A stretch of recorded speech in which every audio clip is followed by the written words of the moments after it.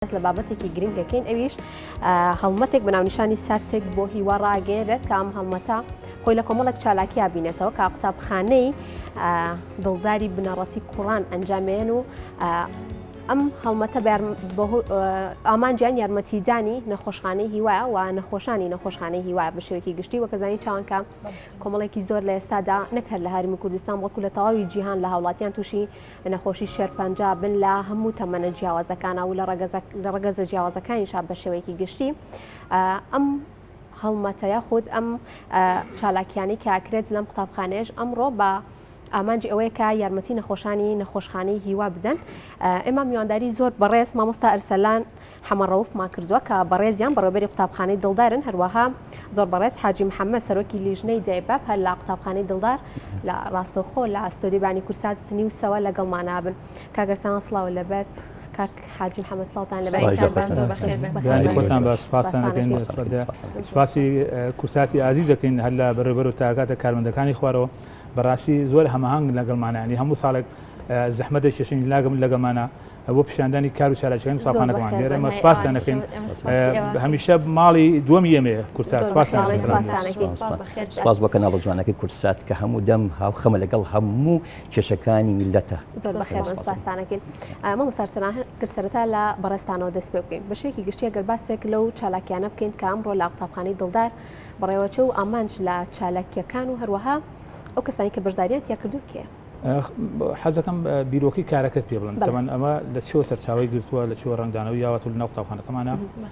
چەند ساڵم پێش مامۆستایەک منێ بەنای مامۆستا نووسێبەیەکێکە لە مامۆستا عەزیز خۆشەویستەکان قوتابخانەکەمان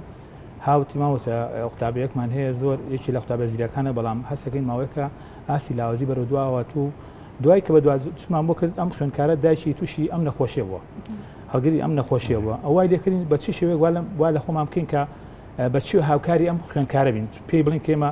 وەکو مامۆستایان وەکو خوێندکاران کە بەشدارین لە خەمی ئازارەکانی تۆیە.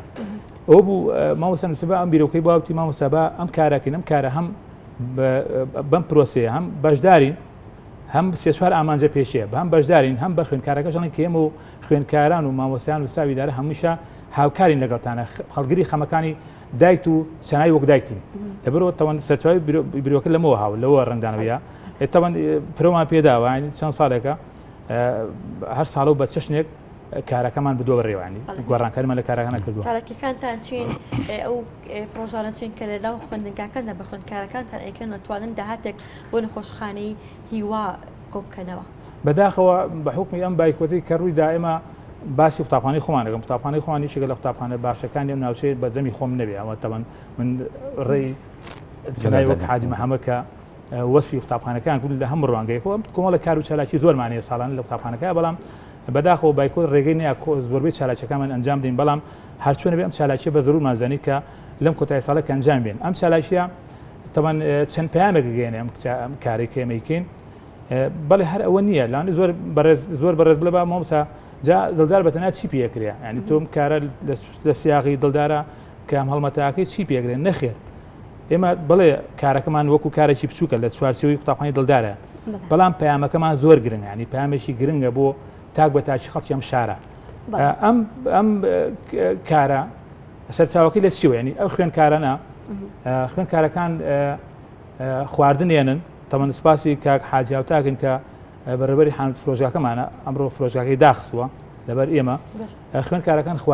خواردنەکان خۆیان دروستیەکان تەوەن ئەم خواردن لە ماڵەوە بەدایکی لە خواردنێکی جوانم بۆ ئامادە کە بە ڕێک پێبی ئاوا بێ و بەیانی ئەیفرۆشێتەوە خوێندکارە تەمەن هەموو شتێکمان بۆ تەرتیب کردوون مێزمان بۆ داناون بازارێکمان بۆ دروست کردوون ئەم خوێندکارە خواردنەکەی و لە بازارەکەی ئەیفرۆشێتەوە ئەیفرۆشێتەوە خواردنەکەی چی دێکا ئێکا پارەکە بۆ کوێ داهاتەکەی بۆ خەسانی هیوا. کاک حاجی محەممەد ئەگەر بێمە لای بەڕێستان وەک مامۆستا ئەرسەلان ئاماژەی پێکەکە لە ساڵانی ڕابردوودا ئەم جۆرە چالاکیانەتان کردو بەڵام ئەم ساڵ جیاوازترە لە ساڵانی ڕابردوو و باسیشی لەوە کرد کە بەڕێستان وەکو سەرۆکی لیژنەی دایباب لە قوتابخانەکە زۆر هاوکاریان بوو بۆ ئەنجامدانی ئەم کارانە بەڕێستان و کارانی کە کردوتانە لە قوتابخانەکە کامان نەبوون و چەندێک پێوی ماندوو بوون چەند ڕۆژی خاند بۆ ئەوی کە چالاکیی لەم شێوەیە بکەن ئەمڕۆ. ئێمە سپاسی بەڕێز مامۆستا ئەرسەلانەکەین و بەڕێوەبەری قوتابخانە و باقی مامۆستایان و ستافی ئیدارەش هاوکاریەکانی لیژنەی دایباب یاخ وەکو ئەنجومەنی بەڕێوەبردننی قوتابخانەکە ئەوەی ڕوبەڕووی ئێماکرێتەوە وەکو ئەرک کە یا بە سەرشانی ئێمەیە هەر لە دانانی پرۆگرامەکەیە هەر لە ڕاو بۆ ئاڵوگۆڕی ئاراو بۆچوونەکانە چی بکەین لە مەراسیمە وەکو مەراسیمی ساڵی پار نەبێت چی بکەین وەکو پێشتر نەبێت ئەمە ئیزافەکەین ئێمە کۆمەڵی شت ئەڵێن ئەوەی لە توانایە نابێت لە توانای ئێمە بێ هەردوو لا من ئەبینە ستافێکی هاوکار لە بینی یەکتریە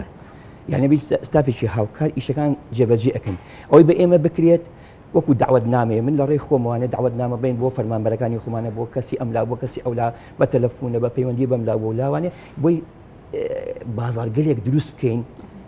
ئەو داهاتی کە کو ئەکرێتەوانێ داهاتی بێت بتوانانی خەسخانەی هیوا نەخۆشخانەی هیوا نەخۆشەکانی سوودمەند بندەی سوودی لێوەرگن تر ئایا هەر لە دابینکردنی دەرمانەکان بێ هەر لە دابینکردنی ئەو کەرەستەی پزیشکیانە بێ کە بۆیان ئامادە ئەکرێت ئێمە وەکو ئەنجومەنی بەڕێوەبردن چی بە ئێمە بوترێ لە توانامان بێ هاوکاران نەبین هاوکارەکە ئیتر ئەمە نییە بڵێن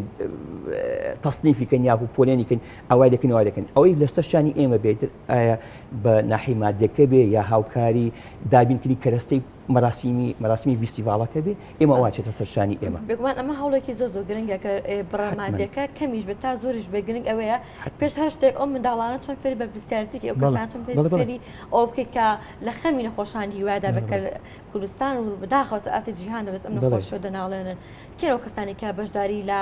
ئەم چارەکێدا دەکەن و ئەوانە کەی بێن لە ڕێگەی کڕین ئەو خواردن و پێدەویستیانی کە لە پێش قوتابخانەکەتاندا هەیە داهاتێک بۆ نەخۆشخانەی هیوا خڕکەن بە پلەی یەکەم دایک و باش و قوتابیەکانە بەڵێ خۆیان هیلاکە بن بە ئامادەکردنی شتەکان بۆ مناڵەکانی خۆیان هەر خۆشیانیان هاوکار ئەبن لە کڕینەوەی ئەو خواردەمەنیانە یعنی خۆی خواردنەکەی دروست کردووە یعنی وێنایەکی زۆر جوانە ئەگەر تۆ دیقەت بیت خۆت خواردنت بۆ مناڵەکەی خۆ دروست کردەوە خۆتی ژێت هەر بەدانانی یعنی خواردنەکەی خۆت بۆ خۆت ئەکڕیتەوەوانێ و پارەکە شێقیتەوە سنووقەوانێ یعنی بەڕاستی هەستێکی وەصف ناکرێت ینی هەستێکە وەصف ناکرێت ینی کەسێک کە چای بەدایک و باوشی ئەو قوتابی ئەکوێت خۆی خواردنەکەی دروست کردەوە چاوت پڕە بێت لە گریان چاوت پڕە بێت لە فرمێسێک بۆ ئەو دایک و باوکە خۆی هاوکار بێ بێلەوە اینجا پەلیش ئاهاوێژین بۆ دەرو دراوسەکانمان بۆ حتا ئەگەر نەچێتە قاڵێکەوەی مبالەغە بێ ئێمە بە دراوسەی خانۆکانی دەوروبەری مەکتەبەکەشمان وتووە من کە خۆم لە دائیرەیەکەم دراوسەی قوتابخانەکەم بە فەرمانبەرەکانی خۆشم وتووە تکاتان لێکم ئەگەر بە مەبلەغێکی کەم بێ بە پارێکی کەمیش بێ بەس وەن بەشدار بن خواردنەکە بخۆن حەزەکەن یعنی بازارگەلێک دروست بێت لەگەڵ ئەوەشە ئەو قوتابیە هەستەکە دایک و باشی پاڵپشتێتی هەستەکە ئەو خەڵکە کوو بۆتەوانێ پەیامێکی جوانی هەیە من لێساو مناڵێکم ئەم خەڵکە ڕوبەڕووی ئەم شتەی من نەبێتوانێ یعنی متمانی لێ پرسراوی متمانێکی زۆر جوانای خۆی پێیاگە من ئەتوانم لە پاشە ڕۆژە ئەگەر تەخەڵوجش کەم یاخو دەربچم بتوانم شتێکی وا ئەنجام بدەم بنیاد بنێم بۆ پاشە ڕۆژی ئەم میلەتیا پاشە ڕۆژی خۆم باشە مۆڵستار سەلان وەک کاک حاجی محەممەد ئاماژەی پێکرد کە بە دەرەجەیەک ئەو کەسانی کە بەشداریەکان دایک و باوکی مناڵەکان لە قوتابخانەکە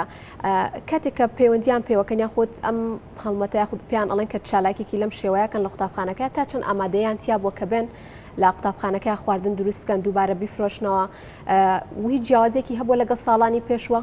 من سپاسی دایک و باوکانی ئاژی دەکەین دیارە هەموو ساڵێ مە زەحمەتێکشن لەگەڵ ماکە هەمهنگ لەگەمانە بەدەم پەیامەکەی مۆیان خاتون ئەو پەیامەمە تەنها لە چوارچوەکە بە قەتیسی نەکەین ئێمە من پەیامەکەی من زۆر پەیامێکی گشتگیرە سپاس و خەڵم شارە خەڵکی سەرمایه‌دار و خەڵکی متەمەکینی زۆرتایە خەڵکی بەدەسەڵاتداری زۆرتایە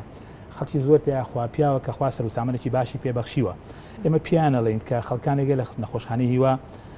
کە پێویستیان بە هیوای ئێوە ینی چاوان لە دەستی ئێوەیە تەمان ئێمە تەجروبەمانە ئێمە حکومێت چەند ساڵێمە لەگەڵ کاک حاجی بەڕێز ئێمە سەردان نەخۆشخانەی هیواکەین پار نەخۆشێک یەکێ لەو نەخۆشانە وتی ماوەسا من هەڵگریم نەخۆشەم و چابوونیشی نییە تی هەموو سەریمانگە دەرزیەک کڕم بە 15 وەرەقە دەرزیەکەش لێرن لە دەرەوە بۆمێنن تەمان من وەکو هەت وەزع ئیمکانیەتی زۆر باش نەبوو وتی باشوا من دەرزیەکەم کڕی ئەی سماکانی تر چۆنی کڕم تەمان ئەم پەیامە بوو ئەو خەڵکانی کە سەر و سامانێکیانە ینی بەخشن کەم نابێت یعنی ئەگە بتوان کلێنێک لە خەسانەوە پڕکەنەوە چەند خۆشە تۆ بە کەسێکڵێ وا هیوان بۆ هێناوی و بەشێ لە کلێنەکان لێ پڕەکەم یانیمە ئەمە پەیامێکی زۆر گەورەی بۆ سەرمایه‌داریم شارە سپاس بخوا خەڵکیم شارە هەتا پار لەگەڵ کاک حاجی ئەمە چوین بڕێپارەمان برد لە عینەن کاتە هاوڵاتیشم شارە هاو هەشتا وەرەقەی دانا ناوی خۆتی ناویشی منووسن بەخشی بە خستانیوا بیان بەو نەخۆشانەی کە پێویستیان بە دەرز و داودەرمان. باش کاتەمە سەرسەلام پێشبینی چیە بێت بۆ ئەم ساڵ بۆ هەڵمەتەی کە ڕاتانگاندە بۆ چالاکیانە پێدوایە کە هاوڵاتیان یەن و وەک ساڵانی پاریش بەشدارە بن؟ ئەم ساڵ فراوانترمان کردووە، میوانی زۆرترمان بان کردووە، خەڵکی متمەکینمان زیاتر بان کردووە، خەڵکی بەرپرسمان زیاتر بان کردووە، یعنی ساڵ بە ساڵ پرۆمان بە کارەکەیەوە تەتەوەرمان لە کارەکەی کردووە. لەگەڵ ئەوەشا کۆمەڵە چالاکیمان سوتە ناو بوارەکەەوە بە هیوای نەوەی شەڵا ئەم ساڵ بتوانین کە داهاتی زیاتر کۆکردن بۆ قسانی هیوا و ببەخشین بۆ نەخۆشانەی کە چاوەڕوانی هیوان. مامۆستا ئەستەران تا چەندێک توانیتوانە لەگەڵ لایەنە پەیوەندیدارەکاندا لەسەر خەڵک بن یاخۆ پەیوەندیان پێوەکەمەوەی بتوان پرۆژەکان گەورەترکەن لە چوارچێوەی قوتابخانەیەکدا نەی هەڵنەوە بتوانە خوێندنگاکانی دیکە بە هەمان شێواز بەشدار بن ئەو کوڕەگەنجانە کە لە ئێستادا جیلێکی تازان پێ ئەگەن هەست لە پرسراوێتی بە پرسیارەتی دەکەن بتوانن لەگەڵ خوێندکارەکانی دیکەدا مشارەکەی پێ بکەن. دوێنێ پەیوەندیمان بە چەند کۆمپانیایەکەوە کرد، یەکێک لەوان کۆمپانیای قەیوام بوو بۆ نمونە باسیەکەم، چەند کۆمپانیایە کە پەیوەندیان پێوەکەن کاکسلام عەلی قەرداخی عەزیز و خۆشەویستە لای ئێمە پەیوەندی بە چەند کۆمپانیایەکە کرد کە ئەوانتیان ساڵێتی سپۆنسەرتانەکەین، سپۆنسەرەکانی بە شێوەیەکی فراوانتر بۆی داهاتی زیاتر کۆ بکەینەوە، یعنی ئەمانە ساڵێتی فراوانتریکەین بە کۆمەڵێ کۆمپانیای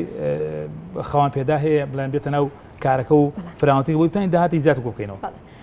کاک حاجی محەممەد لەسەر ئاسی فەرمانگەکان بەگشتی پێشوازی خەڵک یاخود هەندانی خەڵک بۆ ئەم پرۆژانە چۆنە تا چەندێک خەڵک عنی ئەو هەست بۆ پرسیارەتی و لە پرسراوێتی ئەکات کە ئەمانە کۆمەڵێک نەخۆشن لە ئێستا بە کۆمەڵێک مەعاناتی جیاوازات تێ ئەپەڕن دەرزەکانیان گرانە نرخی دەرمانەکانیان گرانە وەکو بەڕێستان باستان لێ ڕەنگە بتوانن مانگێک دوو مانگ ئەمانە دەرماندا بکەین بەس دوای ئەوە یعنی بەڕاستی کێشەکە دوای ئەوە دەست پێکات و ئێمە وەکو مامۆستا فەرمووی ساڵ بە ساڵ ئەم پرۆژەیە ئەم فیستیڤاڵیان مراسیمە برەوی پێدرێ ینی بڵاوتر ئەبێتوە لە ئێمە هەموو شارەزان کە لە سوشیال میدیا کەم شتانە بڵاو بێتوانێت ساڵێ بۆ ساڵێکی کە بەرفراوانتر ئەبێت. من لە ڕێی خۆمانێ ئەبێ دەستخەمە سەر نوقتەیەک زۆر زۆر زۆر زۆر سپاسی برای گەورەم مامۆستای زێدە ئازیزم مامۆستا سەلام عەلی قەراخیەکەم کە بەڕاستی ئەو وەک بانگەشەیەکی زۆر زۆر زۆر بەهێز لە سوشیال میدیا ئیشەکات و بانگەشە بۆ هەموو لایەکمان بڵاوە کاتوانێت کە بێن بە بیر ئەم راسیمانە ساڵ بە ساڵ پرۆژەکە بەرەو فراوانتر ئەڕوات. ئەوەی کە بانگەشەشمان بۆ کردووەکو مامۆستا فەرمووی ئێمە چاوەڕوانەکەین خەڵکی زیاتر بێ ئینشاءڵڵا چاوەڕوانەکەین سەرمایه‌داری زیاتر ڕوومان تێ بکات ئیتر بانگەشەکەمان بڵاو کردوێتوانێت چاوەڕوانین. باشە لە کاتی ئامادەکردنی ئەم چالاکیانی کەم ڕۆ لە قوتابخانەکەیان بەڕێوایچێت هیچ کێشە و گرفتێکتان بۆ دروست بوو؟ خۆی لە کاتی ئامادەکردنی هەر چالاکیەکان هەر کارێک کاکرێت بێگومان تووشی کێشە و گرفتە بیتوانە ئەو کێشە و گرفتانەی کە ڕوبەڕووتان بۆ لە ئامادەکردنی چالاکیەکانە کامانە بوون؟ زۆر سپاس من زۆرم حەز لەو پرسیارە بکردن ئەو یەکێ لەو کێشە گرفتان ئەوەیە من لێرەوانێ بە دڵێکی پرخەم و ئەڵێم کۆمەڵێک دایک و باوک هەیە کۆمەڵی دایک و باوکی خوێندکار هەیە یعنی ئێستا من لێ دڵم پڕە یعنی گریان بوویان کە توانای ئامادەکردنی ئەو خواردنەشتنیای بێهێنن بەڵام من زۆر جار تەنسیقم لەگەڵاکردمە ئەگەر نیشتە وەرە لە ڕێی ئێمەوانێ لەوانەیە ئەو مامۆستاسان یەکەم جاریشە گوێ لەم قسەیە بێ من بە چەند کەسێکم بە چەند قوتابێک ئەگەر توانات نییە وەرە لە ڕێی ئێمە لە ڕێی ئەنجومەنەکەوانەیە حەزەکەین پێش ئەوەی بە نیو سەعات یا بە سەعاتی پێش ئەوە چیت ئەوێ بۆت ئامادەکەین ئایا لە پیتزا بێ لە حەج خواردنێکی فاست فود بێ حازر بێ بۆت ئەهێنین چەند تەبەقێکی بێ بۆت دانین بەس دەهاتێک بێت لە ڕێی ئەوە شوانێ من نیوەی ئەخینە جیفانی خۆشتەوانێ نیوە شەخینە سنووقەکەوانێ لەوانەیە ساوکو ئیدارە یەکەم جارە جوان لەو قسەیە بێت ئەم ساڵ ئێمە وەکو لیژنەی دایباب ئەم ئیشەمان کردو لە ڕێی کورساتەوانێ ئەم پەیامش بە مامۆستا ئەگەێنم حەزەکەم بۆ ساڵی ئایندەش ئەگەر شتێکی وا بێ بەسەر قوتابەکان نابچینەوە ئەوەی توانایان نییە بە لە ڕێی ئەنجومەنەوە هاوکارمان بن ئێ دەستگیرەیان کەین و چینە ئەو پرۆژەیە لەگەڵیانە. مامۆستا ئەرسەلان پام بۆ پامەکە ئێوە و پامی کۆتایی چییە؟ مەسپاسی کاک حاجیەکەم کاک حاجی عەزیز و خۆشەویستە لە ئەمریکا گەلەو پیاوە خەم خۆرە ئازیزانەی کە زۆر بە خەم مەکتەبەکەوەیە تەمەنەویستم باسی شەمە بکەمە ئەمە ئەم ساڵ کۆمەڵە کار و چالاکیمان کردوتە ناو پرۆژەکەەوە سپاسی مامۆستا سالارەکەین سەرپەرشتیاری هونەریە کۆمەڵە چالاکی هێناوە هەتا شعرێکی ئامادە کردەوە بۆ مۆسیقا و بە گۆرانیەوە شعرەکە لەسەر خەسانی نەخۆشانی نەخۆشن بەسەر چاو بەلەو دەنگیشم زۆر خۆش نییە بەڵام ڕێکم هیوامان بە هیوایە ڕووناچی ژینی تایە هیوا تیشی هەتاوە هیوا هێز و هەناوە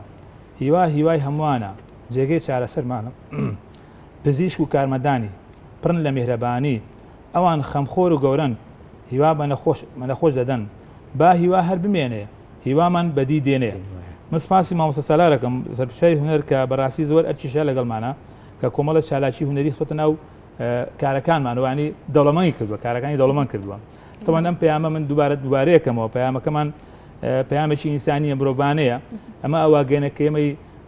هاوشاریان بەتەنیا ناتوانین بژین ینی دەبێت خۆشی ژیان بەیەکەوە یانی سیرێک ئەگەر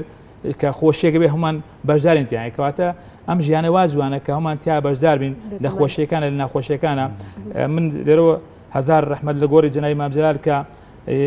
گۆڕی پر لە ڕوون بێکە یەکێ بوو لەو کەسانەی کە هەمیشە داکوچیکاری نەخۆشانی هیوا بوو تا دەخی وەفاتی کرد بە دڵنیاوی ئێستا جەنابی کاک بابلو و کاکبات دڵنیام چونکە ئێمە ئاگامان لە زۆشتا زۆش لە سۆشیا باز ناکرێت کە ئەوانی بە هەمان شێوە داکوچیکاری نەخۆشخانی هیوان و ئەمە تەنها بە نەخۆشخانی هیوا بە حکومەت ناکرێت بۆیە ئەم پەیاماگەنی کە سەرمایه‌داریم شارەشکە بەشدارم لە داکوچیکاری کە نەخۆشانی هیوا بۆی بتوانین بە هەموو لایەک هیوا بگەین بە نەخۆشانی هیوا. بەڵێ کاک حاجی محەممەد مامۆستا ئەرسەلان پەیامی خۆی گیان پەیامی کۆتایی بەڕستان منیش دووبارە بۆ قسەکەی مامۆستا ئەرسەلانی زێدە عەزیز و قەدرگرانم منیش پێیان دەنگ مەخمە پاڵ دەنگی پەیامەکەی ئەو داوا لە هەموو خەڵکە کەم تا زۆر ئەوەی ئەجوۆی لە دەنگی ئێمێ ئەوەی گوێ بیستە بێت بە پیر پەیامەکەمانەوە پیر بە پیر ئەم ڕاستیمەوانی عنی بەشداری فیستیڤالە بێ حەزەکەم ئەم ساڵانی ئایندا دوای فیستیڤالەکەش ئەگەر پەیوەندیشمان هەبێ مادەم ئێمە تەنسیقێکمان هەیە لەگەڵ خستەخانەی هیوایە ئەگەر لە ڕێی ئەنجومەنەوە بێ لە ڕێی ئیداری قوتابخانەکەش بێت یا لە ڕێی خۆشیەوە بێت بتوانێت سەردانی خستەخانەی هیواکە ئەگەر بۆ ساتێککەم 5 دقەسەی نەخۆشەکان کە جانە لە چ هێش و ئازارێکیانەیە با بەشدار بێ لەگەڵانە ئەگەر بە بڕێکی کەمیش بێت لە مادە لە خۆی دا ببڕێ یعنی وەکو پێغەمبەر صلی الله علیه و سلم فەرمێ ببەخشە ماڵ ببەخشین قەت کەم ناکات ئێمەش بۆ هیوایان دەستان خۆش بێ لەشتان ساق بێت هیوام وایە کە ئەم ساڵ جیاواز لە ساڵانەکانی ڕابردووش هاوڵاتیان یاخود ئەو کەسانی کە سەرمایه‌دارن بن بە دەم هەڵمەتەکەتانەوە بەشداریتان لەگەڵا بکەن و بۆی کە